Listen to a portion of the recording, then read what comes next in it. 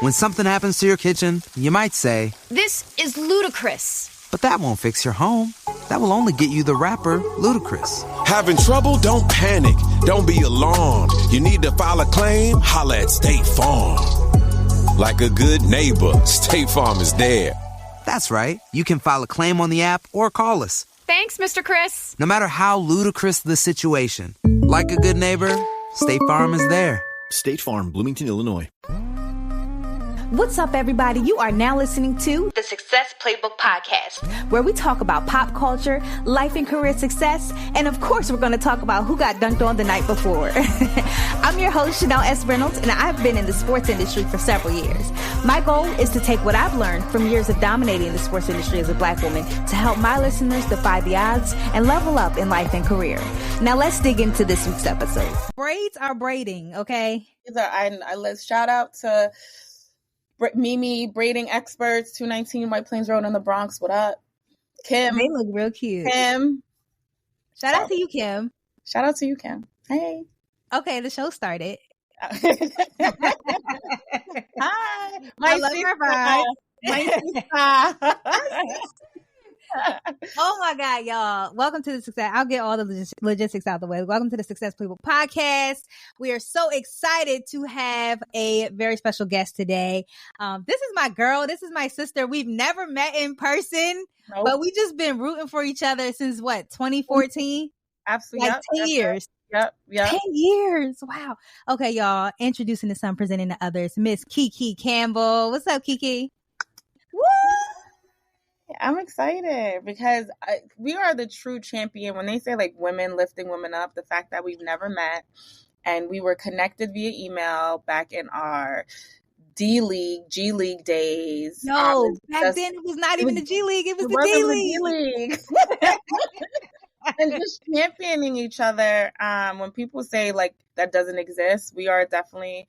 And I know a lot of other females that I feel the same way about, and it's mutual. So we are definitely the definition of. And I really appreciate your support along the way and appreciate watching you grow and doing your thing. Okay. So. Thank you. Thank you so much. Like, you explained it so well. We were connected via email. Who connected us? I don't know. Probably somebody from Teambo. Yeah, it was probably, I think it was John Bishop.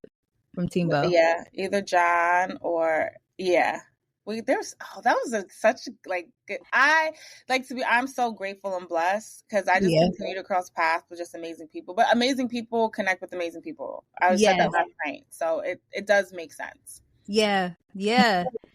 So okay, let's take a step back.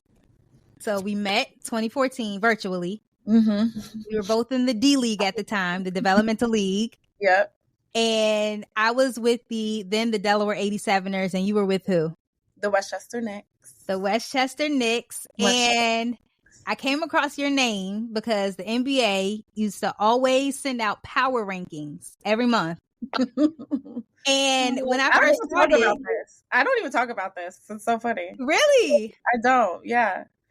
I want to be with the best. So these top 3 people, I see this girl, Ki Campbell, at the top. I don't remember if you were 1 or 2, but I see you at the top, and I asked, well, who is this? Can I talk to her? What is she doing? Selling. Killing it. Yes.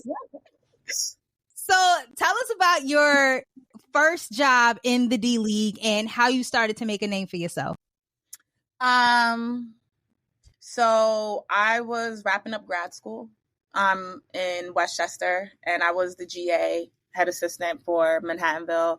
And I literally was like, great. So next step is to coach. I applied for one coaching job, but I really wanted to break into professional basketball. I was like, I want to work in professional basketball. And I wanted to do it in like player development. I wanted to work on like the player side of the business.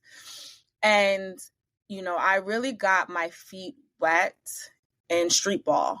At the time, too, I was working and interning at Dykeman Basketball.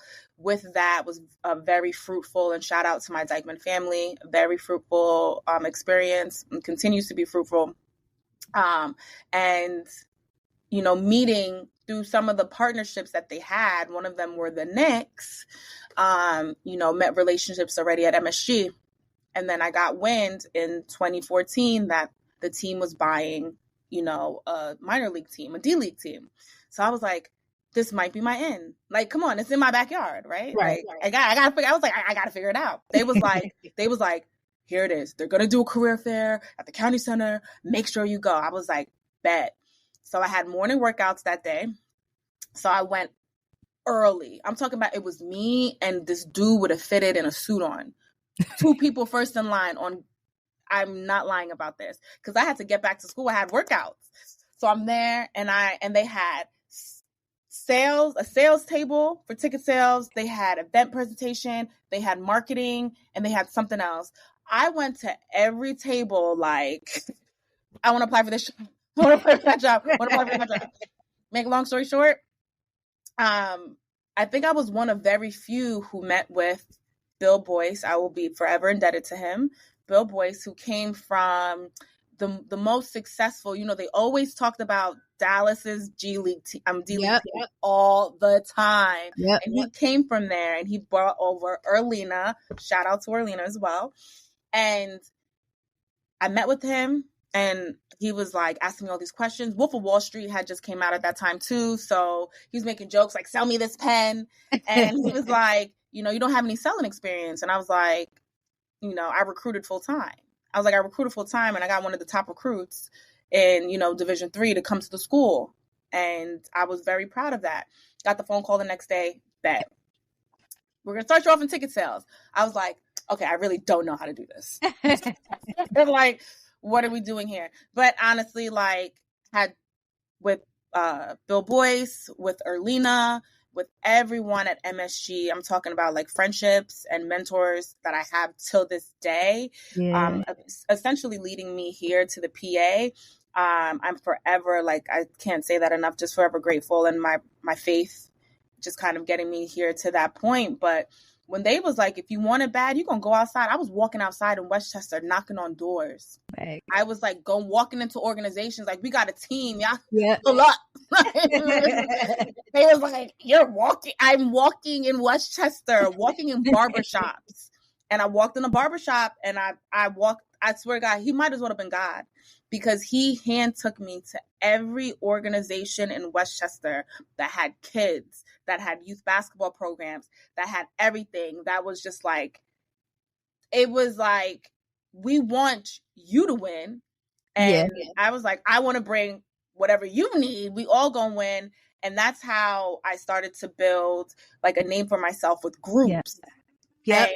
With the groups, I was able to build experiences and then work with our CR team and just build relationships, and just that was it. It was okay, groups is my thing. Yeah.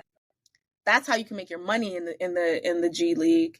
And I was like, plus I can package it with and I was just I found it, and it was just, and then Bill was like, I'm giving you school day. That's how I was number 1. Yes. Not 2, not 3, not 2.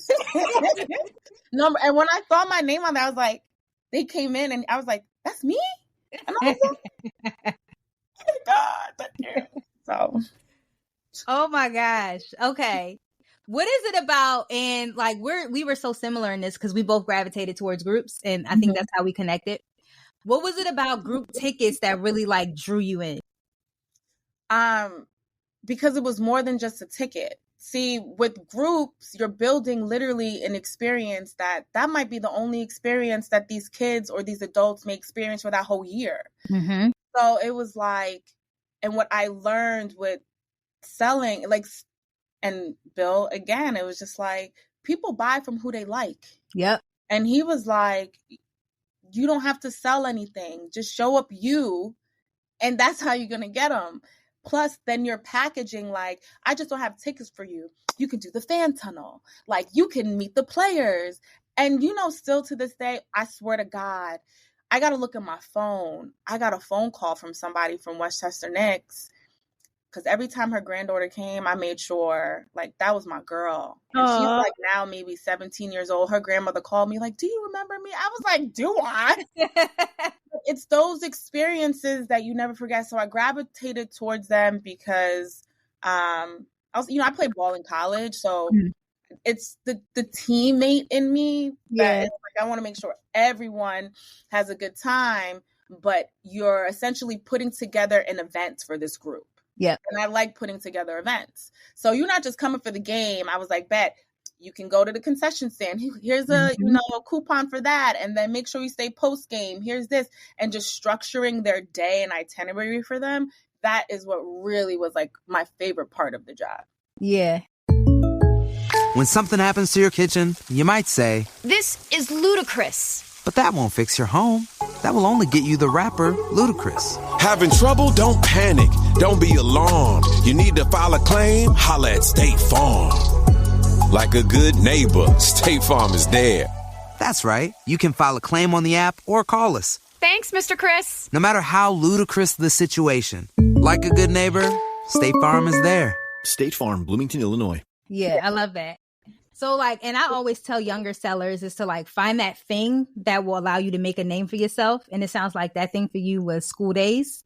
School days. And it allowed me to tap into like, you know, some people will be like, I'm this, I'm a control freak. I'm this, I'm that. Like, I'm never a self-proclaimed anything until like I do it. And I say this, I didn't realize how much I cared about really people and their experience until school day. Yeah. I would stay, that was probably, I would be early. I was probably the second person always in behind my colleague who killed it. He was nice. In premium, he was nice. He was like selling all the sweets. Me, I was selling all the groups. He was selling. Yeah, we had sweets. We had these like, we copied, but again, we had Bill and Dallas's G League team used to do the courtside suites. Yep. We brought that to Westchester. Let me tell you, he was selling all of them, but he hated groups. And we worked so well together. He'd be like, I got a group, Keith, take that. I'd be like, all right, bet you take this lead. And, you know, but, you know, school days is probably, I would stay till 11 o'clock. And I'm telling you, I would organize each section like the school is going. It was like the school is going here. The school is going here. The school has to go here and then fill in here. So when they come in, it's like as soon as they step foot in the building, that's when it was the experience. And everybody had to be on board. So, you have these schools that come in. You have these, do not take that school because they got to enter in this way. Yep. And it was kind of like owning something. And it just made me feel good. Yes, 100%. Yo, you talking through it is just giving me, I'm reminiscing on everything. Like I'm reminiscing on school days. That was the loudest to be in the building too. Oh, listen, this is so inappropriate, but somebody used to describe it as the best form of birth control. Was school days. School days at the 87ers. Because I don't know if y'all had bouncy houses and stuff, but it was just like, kids bouncing around and just we had the clappers and they were just yelling for no reason. Yes. Like okay. And then we had the food. I was just like, but that was another thing. I was like, the food needs to be here at this time. If it's not there at that time, don't bring it. It was I love that. So like my similar story to that, before I was able to tap into school days, you know, I had to prove myself. So they gave me faith and family night. Somehow they found out. Yes. So somehow they found out my parents were pastors. So when they gave me that. Dope, by the way. When I found that, I was like, this makes sense. Like, this makes sense. This alignment is dope. Yeah. So like I was just calling all my parents' friends, setting appointments. Like people was like, how did she get 20 appointments this week? Like, and then I was so confident because that was my audience. That was my niche. I was closing everybody. And then that confidence morphed into like me being able to sell schools and then businesses and all that. Like it allowed me to make a name for myself. You are allowing me to reminisce and just walk down memory lane. I'm loving all of this. No, remember I just remember again being connected and us like, I remember we were just like having venting sessions and be like, all right, bet we'll see you on the rankings. All right. Like it was just like, those days was very humbling. Yeah. And while I'll never talk about the power ranking, it was just like, not because, I'm ashamed of it. I think just because of who we are, we're like, yeah, but we still got more to chip away at. Like that was one season of our life. Like we in a different season and we trying to get to the top. Like, what I mean? Well, it's on my LinkedIn. I was like, maybe I should put it back, because when I saw people start in sales, people are like, oh, for real? I'm like, yeah, like that was my end. And like, I kind of had fun with it, because even I didn't just do sales, right? So I was able to help my really good friend, Johnny C, with building the youth basketball and community relations. So sales, once I finished my calls, did what I had to do, I was over there helping him. Like I was his like straight up assistant. And we were literally figuring out how to take over Westchester. And then when I wasn't doing Westchester, I was helping out with the Liberty. When I wasn't doing Liberty, I was doing, the Knicks. So, 1 second. Ooh, the lights. I forgot their motion lights. Oh, you're fine. Okay, I'm back. So yeah. I love this. Okay, so I just got so excited when I saw you and we just jumped into the conversation. I didn't even start from the top. Like, we needed to reminisce, because there's history. We did. And look, charge it to my head, not my heart. Tell us who Ki Campbell is. Who are you? Where are you from? What do you do? Where'd you go to school? Where'd you find this love for sports? So I'm a daughter. I have 3 older brothers, and I have an adopted brother who I love so dearly.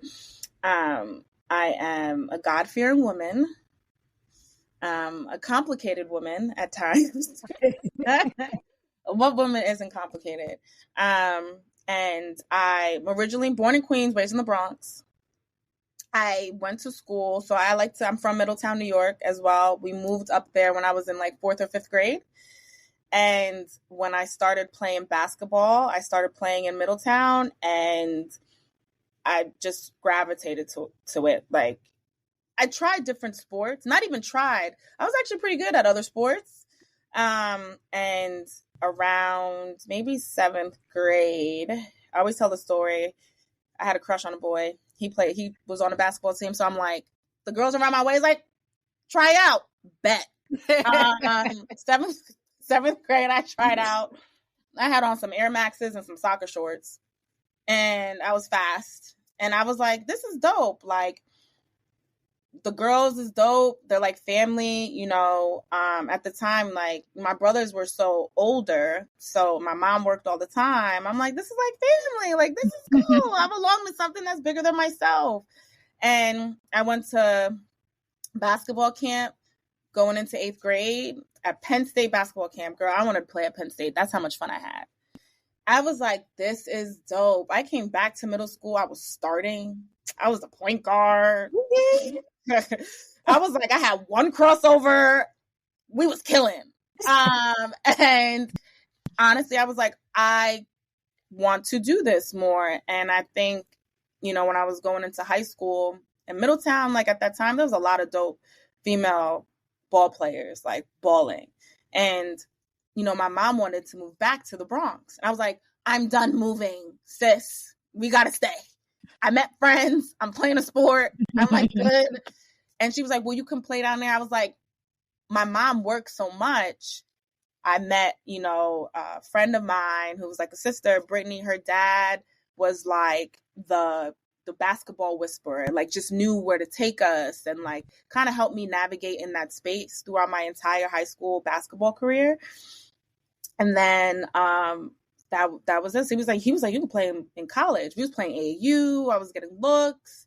And I was still like that raw talent that just picked up quickly. Like, you can show me a move right now. I'm doing the same move. And then we're playing with the boys. I was never good in school. Never. You couldn't even get me in a classroom. I was always in the lunchroom. I was in somebody's hallway.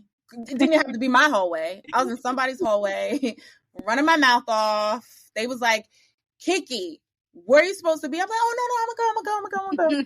It's either there or I'm in the gym. I just loved playing. And, when I came to my senior year, they was just like, your grades are just, what are you doing? Like, what are you doing? And I missed the deadline to go to prep school. I had, local Orange County Community College full ride, but I wanted to go away. And my big sis, who was already at Genesee Community College, which was upstate, she was like, you got to play with us. And at the time, the coach was like, we're out of scholarships. Make a long story short, I missed my senior trip to go up there, and I played with the girls, and he was just like, nah, we got a spot for you. Like, after playing with them, I got a spot for you. So played at Genesee Community College D3 for a year. And then we got back to nationals, and my coach took a job at SUNY Geneseo, and he took me along with him to SUNY Geneseo. And I finished my career there. My junior year, had a season-ending injury, ruptured my Achilles. Because I was going to play until the wheels fall off, honey. I was like that. I was like, or work for the NBA, blah, blah, blah. Ruptured my Achilles my junior year. I happened to be on academic probation. So when you're talking about Black culture feeds fashion, but fashion doesn't always feed Black creatives. I mean, only 7.3% of American fashion designers are Black. So McDonald's is pairing 5 rising Black designers with 5 fashion insiders for career-changing mentorships and the access they deserve. Because we can do better than 7.3. Together, we can change the face of fashion. Follow their journey on Instagram at WeAreGolden. Statistics sourced from Zippia.com as of 2021. I wanted me to sit my ass down and get the grades right. Listen. I didn't even know what a 3.0 looked like until that semester of my junior year, when I was just in a cast, miserable. But my teammates, my girl Tracy helped me, got my grades up, missed that year. They gave me my year back, ended my super senior year. And I'm speeding up the story, but ended my super senior year a champion. We had the first championship in a very long time at the school. And also gave me like an insight to like, okay, Division III is very competitive. Like, the ins and out. And then, when I graduated, at that point, I knew I wasn't going to play anymore, because what I went through physically, mentally, just with recovering from my injuries and picking up, I was just like, this is a lot. Mm-hmm. And my coach was like, well, why don't you stay on staff to figure it out and coach? And I didn't want to coach. I was like, no, I want to go home. And he was like, stay. That was a blessing. Because I was like, oh, like, I'm good at coaching. I can do this. And it also gave me, another opportunity to figure out what I wanted to do. So I did some grad classes, coached. Then I got into Manhattanville College. I had my master's. I was the assistant from Manhattanville. And like I said, like, it's just what basketball did for me and my growth into womanhood. Mm-hmm. When, again, you asked me who I am, I'm a ball player at the end of the day that has so many different layers, a multi-hyphenated ball player. Yeah. And I am still trying to figure out who I am, and I'm enjoying the process. Yes. With lots of therapy. Yes. Because we believe in therapy over here. I love that. Okay. So let's pivot into your actual career, right? This segment of the show is called Put Some Respect on My Name. So I want you to walk us through, number one, like your career journey. So like where you started and of course where you are. And then also just walk us through some of those major highlights, some of those key and pivotal moments that you experienced in your career. It's funny. This is what I struggle with, like the highlights. And like speaking about yourself, right? Yeah. And I tell people like, you should speak about yourself, but I don't know if I should, I'm going to ramble, but sometimes I struggle with my humility and confidence and like being overly confident or figuring out, is that too arrogant? So I apologize if I pause for too long, but no need to apologize nor pause. And over here, you can be as cocky as you want to be, because you did it and God put it in you because he wanted you to flourish and to shine. So amen. So my career journey really started with coaching. man, my coach, my college coach, Coach Hemmer, I love him. And he has the best stories. Please don't reach out to him. But him saying, you know, continuing to hold my hand through everything. I'm very grateful. And, you know, when I came down to Manhattanville and coaching, actually, that's a funny story. So let's take a pullback. So I had applied to Manhattanville because they had a GA position. That was the only grad school I applied to, and possibly the only one I could get into, whatever. So, of course, the hustler in me, I was like, the only way I'm going to go, I was like, I'm not trying to pay for school. So I need to be a GA or bus. So I reached out to the coach at the time, Lauren, I forgot her last name.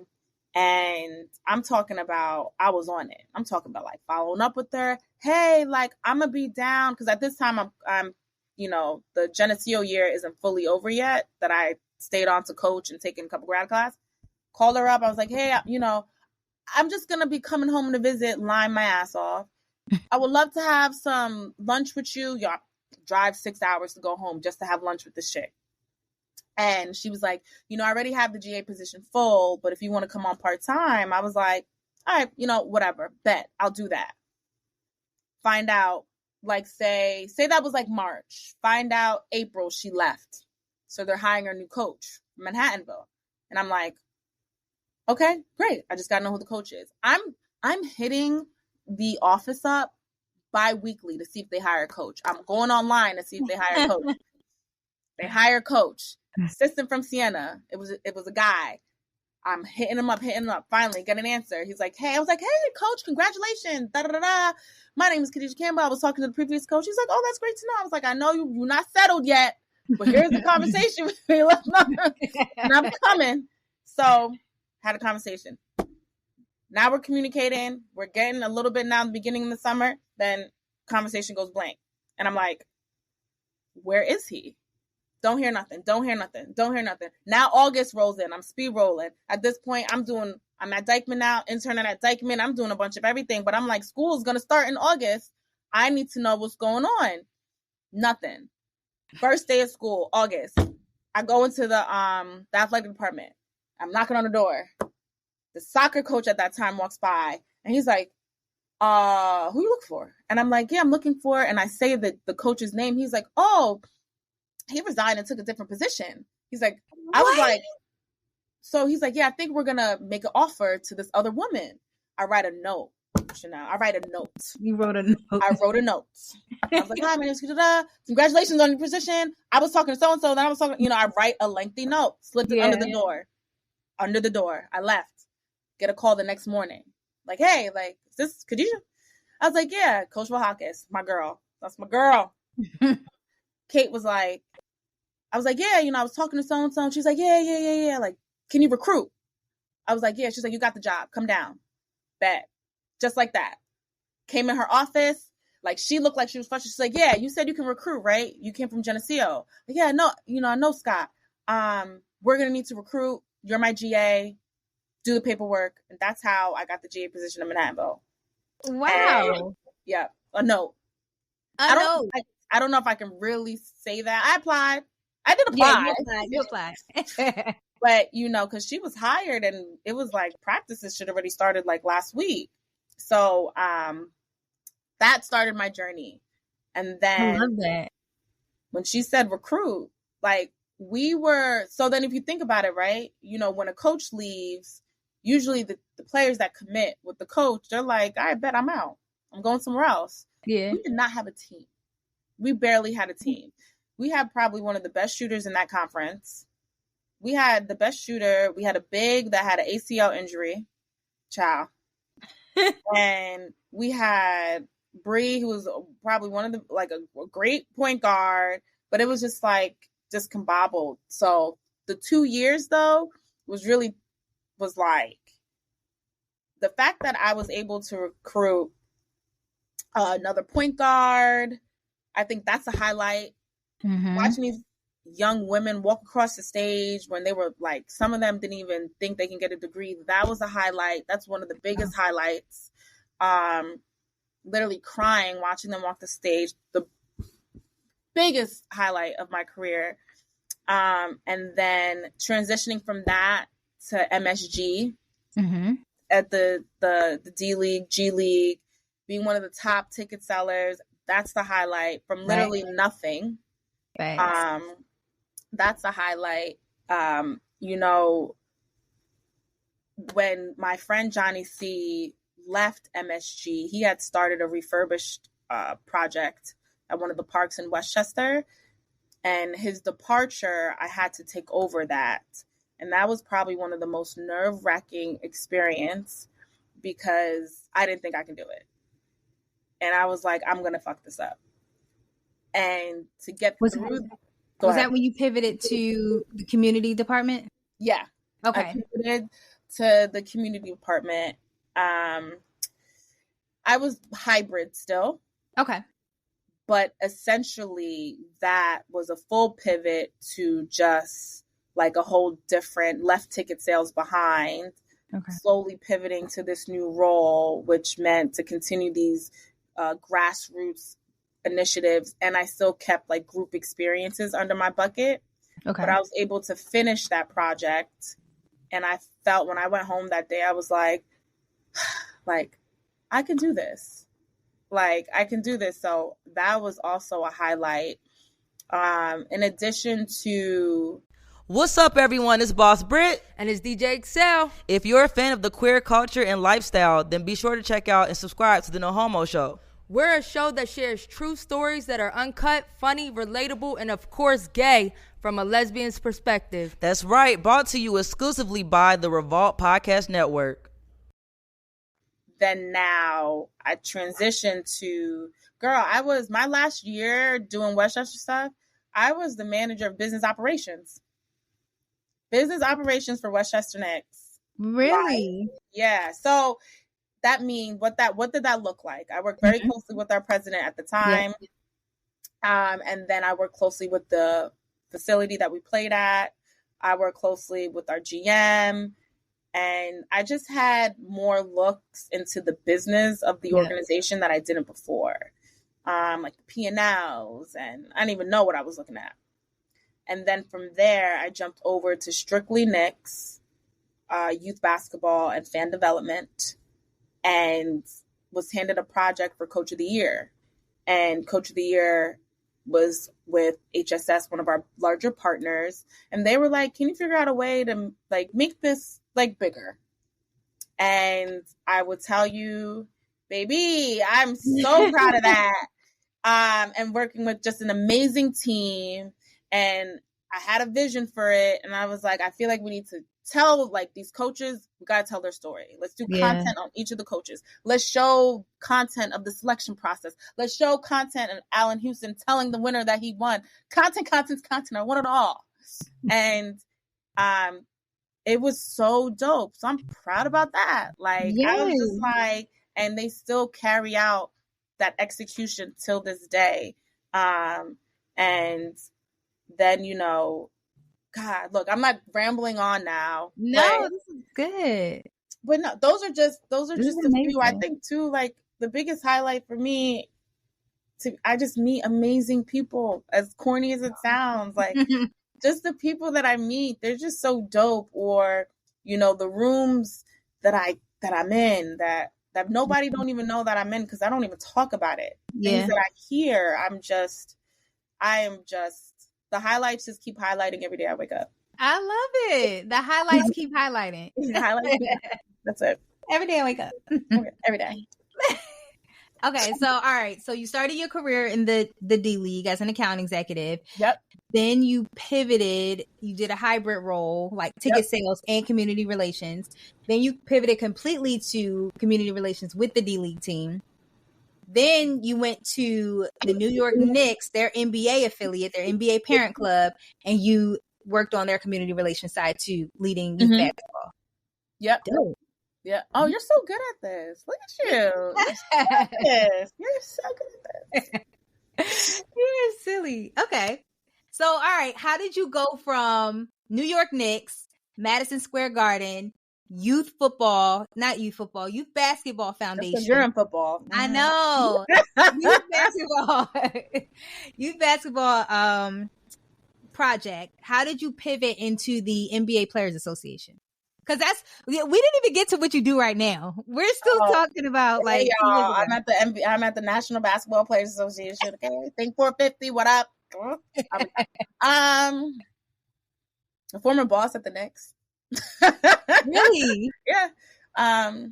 Back when, I feel like I'm telling my spiel, back in 2016, when all the NBA players got back their rights from the NBA, their name, image, and likeness from the NBA, Think 450 came together. So Think 450 is the innovative and partnership arm of the NBPA. So we are the revenue generating arm of the NBPA. So in Think 450, partnerships is in the division, licensing, key initiatives, and business development and player partnerships as well.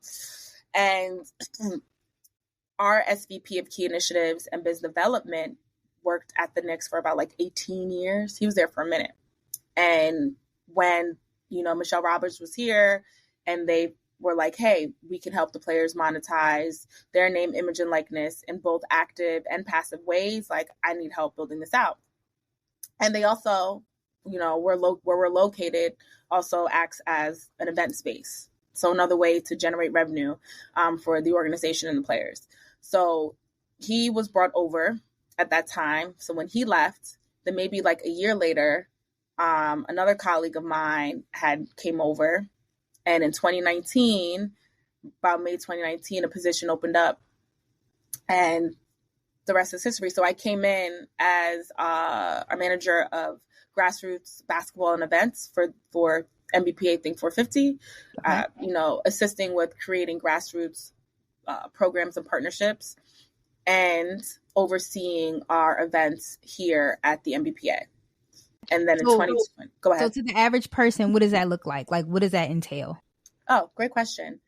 So the grassroots basketball, like basketball clinics, and just assisting the players and their grassroots basketball initiatives. So whether that's helping them with giving them equipment and additional resources to get some of their camps and clinics up and going, that's our focus. So we're here very player first.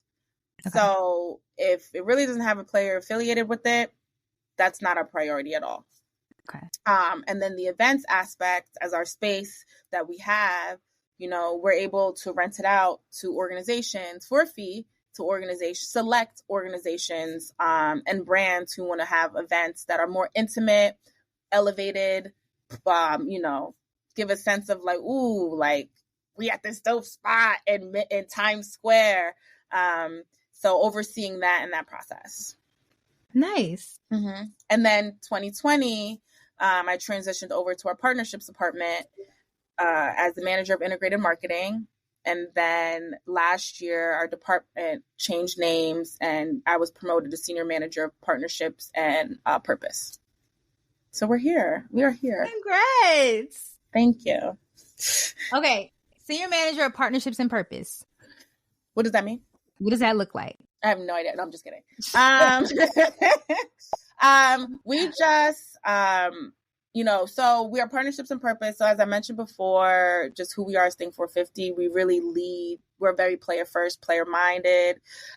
We approach everything by telling the players off-court stories. So we tell those stories in 23-12. So the NBA owns the 48 minutes on the court, and we own the remaining minutes that really make the player who they are. At the end of the day, they're passion points, right? So they're musicians, they're artists, they're they're into fashion. So we tell those stories, and we own those stories as the players' union. And in doing so, we really lean into more value-led partnerships as to the purpose-driven. So whether that's, any content. So on my side, I focus on like content marketing, and we're now expanding to more fan-facing events and initiatives.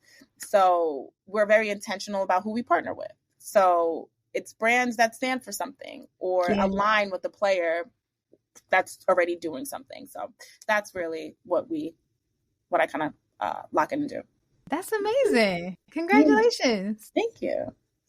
Thank you. If you ever want to tell any of those stories on the Success Playbook podcast, feel free. Feel free to send them our way. Listen, I could be regular because I just be here, I'll be ready. I'll be ready every day. Love it. So, okay, it sounds like your career path has been a consistent process of shooting your shot. Am I correct in saying that? Yeah. The only reason why I paused, because you know what? It's like, it's so funny because when I was at the Knicks, I felt like, oh my God, I got to move again.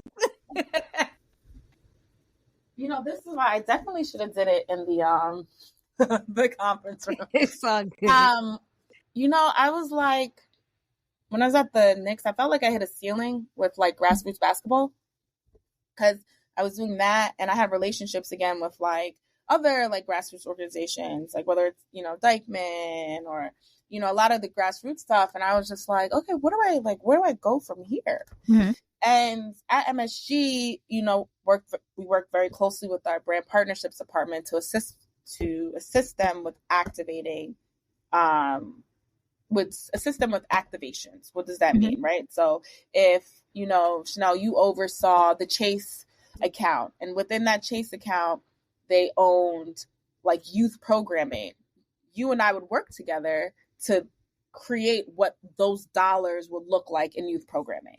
So we could be like, okay, we can do, basketball clinic, or we can, whatever we felt like we could put together and put in front of Chase. Like, I was doing that already. So I was like, man, I would love to dive more into activating partnerships and maybe more marketing. So when I came over here, prior to COVID, yes, I was doing the grassroots and events, but I was sitting with our marketing team like, hey, how could I help? Like, where do you need areas in? And at the time, the woman that was in that position, she came from more lifestyle background. And she was like, I really just need to know how to talk that basketball talk. So, and I feel like I can do both. And we were really working together, and I was happy with that. Then COVID hit, we had a restructure, and events kind of slowed down. So they was like, what I love about here is before they look on the outside, they look on the inside and who they can elevate. So when you're talking about shooting your shot, I think it was a combination of both. I think it's a combination of people saying your name in rooms when you're not there. Yeah. And so I thought I was getting fired, girl. They was like, we got to talk to you. I was like, they let me go. God, I gotta call my boss. And they was like, things are obviously slow right now, but partnerships needs help. And based on what we saw on your resume, like, you can fulfill the role. And I was like, no. I'm like, not gonna set me up. But I was like, this is what I prayed on. This is what I wanted. This is the shot. This is it. And it happened the week of my birthday. I'll never forget. It happened on my birthday. On your birthday. Happened on my birthday that they told me that. And I was going through some personal stuff, and I was just like, God, like, you play too much. Because I do be coming to you with some bullshit, though. But it was too much. And it happened on my birthday. And so, again, I feel like as I continue to grow, I think it's just a lot of people believing in me sometimes more than I believe in myself. But it's even me taking that and running with it, right? I can acknowledge that I have self-awareness to understand that. But man, I just meet amazing people that push me more than sometimes I even don't know that I'm capable of. So I love it. We definitely need a part 2 of this because we're already coming up on 40 minutes. Oh my God. I know. We could be here all day. We really could. Okay, so let me ask you this. So We here at the Success Playbook Podcast, we know that on our success journeys, we're bound to encounter failure, taking L's, adversity, all the things, right? So tell me about an L you may have taken that has allowed you to be pushed forward on your success journey. It ultimately shaped you into who you are. Girl. I'm so excited to hear this. I feel like this is going to be good. I don't know if it's, you know what? As crazy as it sounds, I don't even know if I'm going to tell this story. I'm so embarrassed. I don't want to tell. You know what okay, how about this? What I do deal with is sometimes, okay. Oh my God, I was not prepared for this.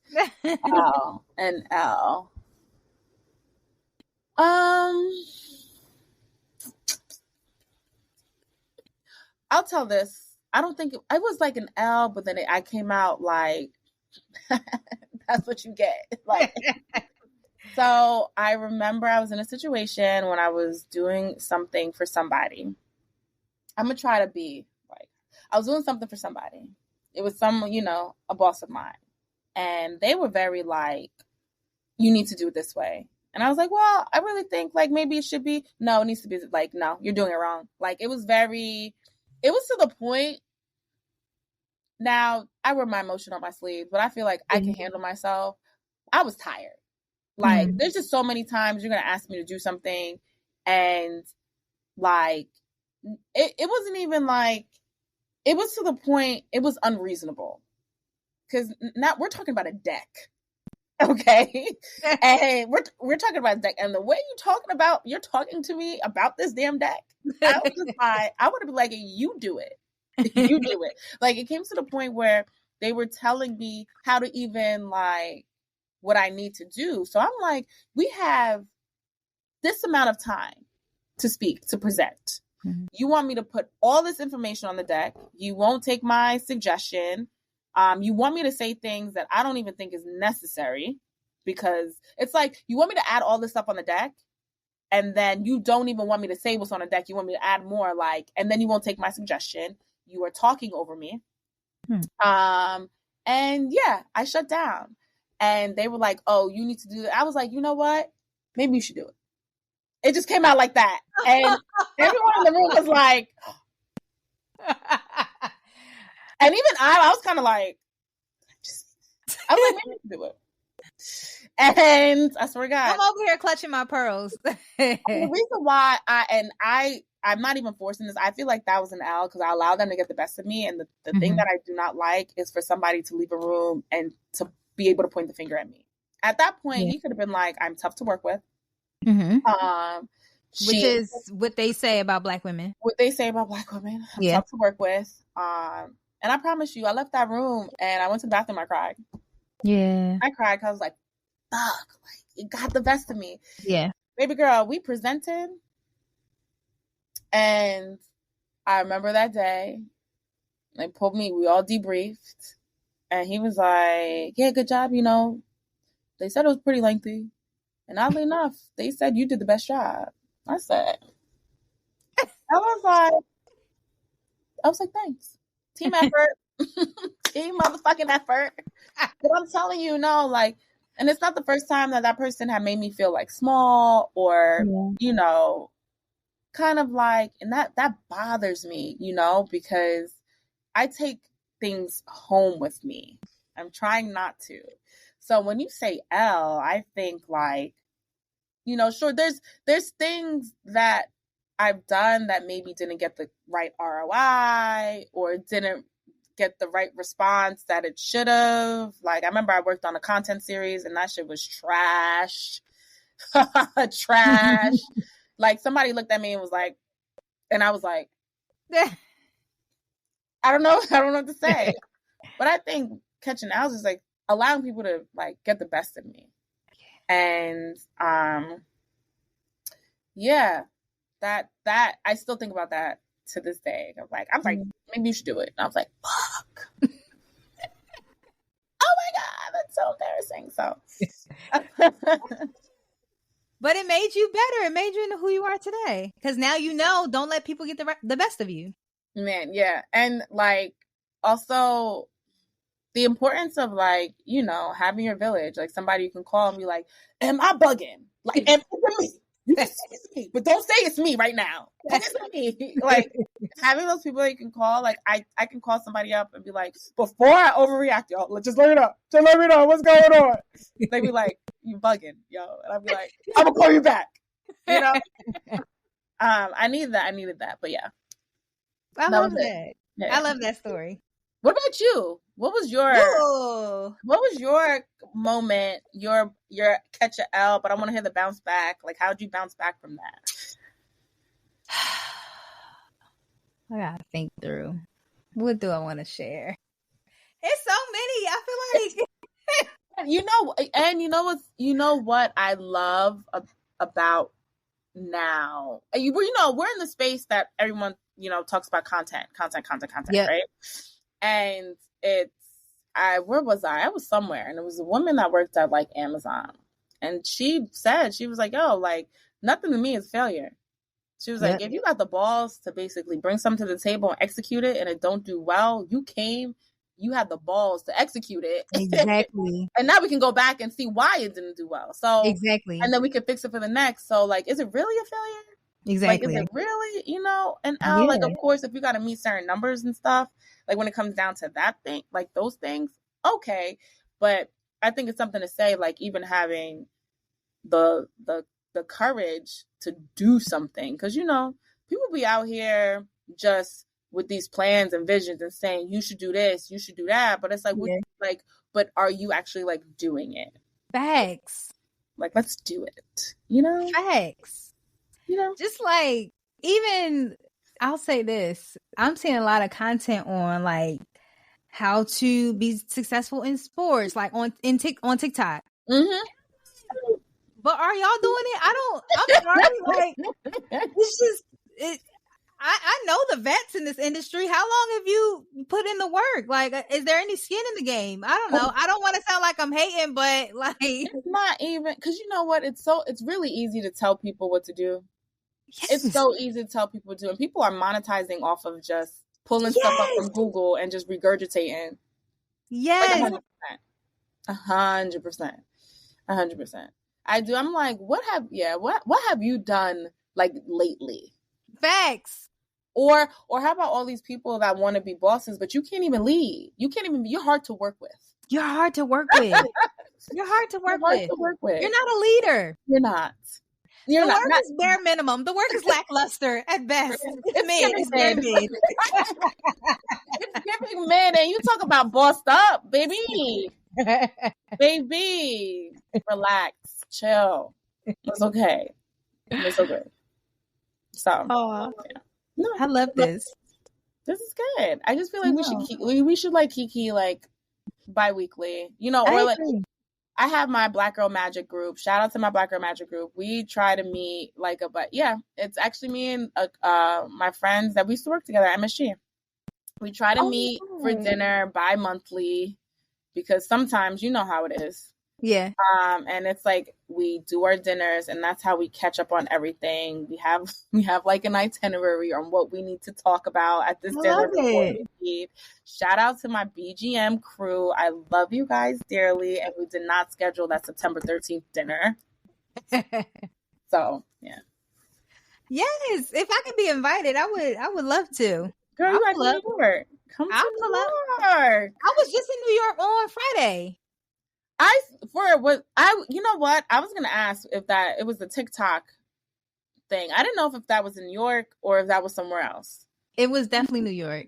Was it good? Was it fun? It was nice. I saw a few people I knew there. It was nice. I had to be back the very next day for a game. So it was, Kiki, it was so amazing having you here. I know, that was short. I know, this is what I'm looking forward to. Thank you for your flexibility. Thank you for your flexibility. That's it. And thank you for everything that you're doing. Again, supporting you from far away. And everything that and let's more international speaking. Yes. And I'm not even just saying this because of you. Also have the confidence. So I will be teaching my third. Hold on. All the lights. All of the lights. Okay, let me take that. Because of you just seeing how you are just thriving and putting action to what you say, I'm going to my third semester as an adjunct professor at Rider University. Now, I am trying. Shout out to Lisa, but I am trying. But when I think of you, when I think again, there's the dope people I know, it just gives me the confidence to just, get out of my comfort zone and do that. So flowers to you and everything that, you and your sister are doing. And just thank you. Thank you. Thank you. Thank you for being amazing. You've been dope since day one. And I really can't believe it's been 10 years since we've been rooting each other on. You in New York, me down here. And yeah, we just doing it. We're just doing it. Black doing women it and doing it and doing it and doing it and doing it and doing it. Black culture feeds fashion, but fashion doesn't always feed Black creatives. I mean, only 7.3% of American fashion designers are Black. So McDonald's is pairing 5 rising Black designers with 5 fashion insiders for career-changing mentorships and the access they deserve. Because we can do better than 7.3. Together, we can change the face of fashion. Follow their journey on Instagram at We Are Golden. Statistics sourced from Zipia.com as of 2021.